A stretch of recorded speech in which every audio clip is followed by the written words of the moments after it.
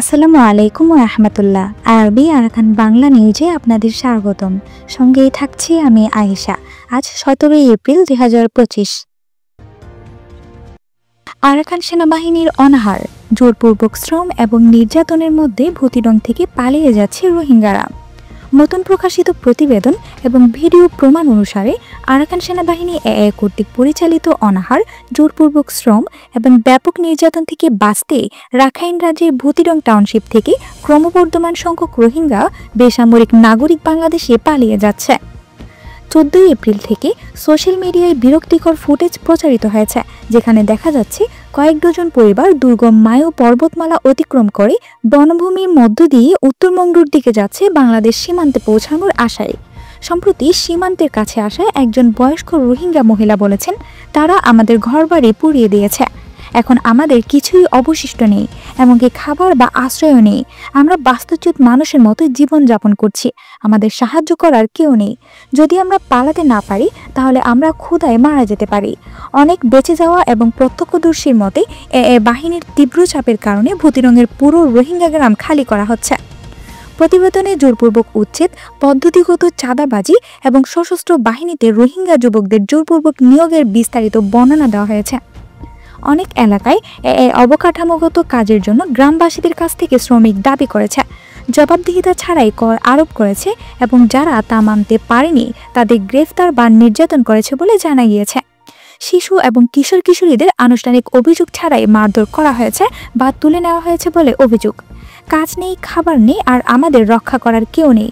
যদি এভাবে চলতে থাকে তাহলে আমরা মারা যাব, বুলেট নয় ক্ষুধায়, সতর্ক করে দিয়ে বলেন একজন রোহিঙ্গা প্রবীণ। পালিয়ে আসা অনেক মানুষ এখন নঙ্গু বাংলাদেশ সীমান্তের জঙ্গলে আশ্রয় নিচ্ছে অথবা আনুষ্ঠানিক নিরাপদ অঞ্চলে ছড়িয়ে ছিটিয়ে আছে। পরিস্থিতি আরও খারাপ হওয়ার সাথে সাথে সম্প্রদায়ের নেতারা এবং মানবিক পর্যবেক্ষকরা ভূতিডংয়ে রোহিঙ্গাদের উপর এর আচরণের বিষয়ে জরুরি আন্তর্জাতিক মনোযোগ এবং স্বাধীন তদন্তের আহ্বান জানাচ্ছেন।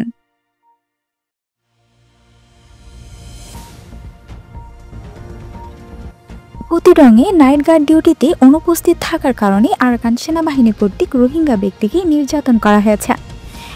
এর নির্দেশে টানা 7 দিন কঠোর পরিশ্রম করে রাস্তা নির্মাণে বাধ্য করা সত্ত্বেও ভূতিডং টাউনশিপের কিয়ানচং গ্রামের এক রোহিঙ্গা ব্যক্তি রাতের গার্ড শিফটে যোগদান না করার পর আরাকান সেনাবাহিনী তাকে নির্যাতন করেছে বলে জানা গিয়েছে। স্থানীয় সূত্র অনুসারে ওই ব্যক্তিকে কিয়ানচং গ্রামের আশেপাশের রাস্তা মেরামতের জন্য দিনের বেলায় কাজ করা হয়েছিল। সপ্তম রাতে ক্লান্ত এবং অসুস্থ, সে কারণে তিনি তার নির্ধারিত রাতের ডিউটিতে যোগদান করেননি, যার ফলে বাহিনী কর্তৃক সহিংস শাস্তি দেওয়া হয়েছিল। তারা তাকে এমনভাবে মারধর করে যেন সে মানুষ নয়। ঘটনাটি প্রত্যক্ষ করা একজন স্থানীয় বাসিন্দা বলেছেন, তিনি প্রতিদিন বিশ্রাম ছাড়াই কাজ করতেন এবং মাত্র এক রাতের ঘুম তাকে এত যন্ত্রণা ভোগ করতে বাধ্য করেছিল। ভূতিডংয়ের বাসিন্দারা নিয়ন্ত্রণে ক্রমবর্ধমান চাপের কথা জানাচ্ছেন, যার মধ্যে রয়েছে জোরপূর্বক শ্রম, রাতের পাহারার দায়িত্ব, ভারী কর এবং ব্যাপক বাস্তুচ্যুতি। সাম্প্রতিক সপ্তাহগুলিতে ফেতার আলী এবং জাটিপাড়ায়ের মতো সম্পূর্ণ রোহিঙ্গা গ্রামগুলিকে ঈদের পর খালি করার নির্দেশ দেওয়া হয়েছে। স্থানীয় সূত্র জানিয়েছে যে এই গ্রামগুলিতে বাড়িঘর ভেঙে ফেলা হয়েছে এবং 4টি মসজিদ এবং 6টি মাদ্রাসা ধ্বংস করা হয়েছে। বাস্তুচ্যুত পরিবারগুলিকে পরে মায়ু নদীর ওপারে ফাউং টাও পিনে স্থানান্তরিত করা হয়েছে, যেখানে তাদের ছোট ছোট জমি দেওয়া হয়েছে। তবে অনেকেই বলছেন যে এই অঞ্চলে পরিষ্কার পানি, আশ্রয় এবং মৌলিক অবকাঠামোর অভাব রয়েছে।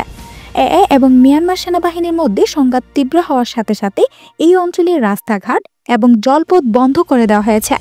বাজার এবং প্রয়োজনীয় সরবরাহ বন্ধ করে দেওয়া হয়েছে। ফলস্বরূপ ওষুধ, চাল, রান্নার তেল এবং জ্বালানির সরবরাহ ঘাটতি রয়েছে এবং দাম বেশিরভাগ পরিবারের নাগালের বাইরে চলে গিয়েছে। আরেক রোহিঙ্গা বাসিন্দা বলেন, কিছুদিন আমরা কেবল একবার খাই, কিছু পরিবার পুরো 2 দিন খাবার ছাড়াই কাটায়। কোনো কাজ নেই, কোনো সাহায্য নেই এবং কোনো নিরাপত্তা নেই। ক্ষুধা আমাদের গুলি থেকে দ্রুত মেরে ফেলছে।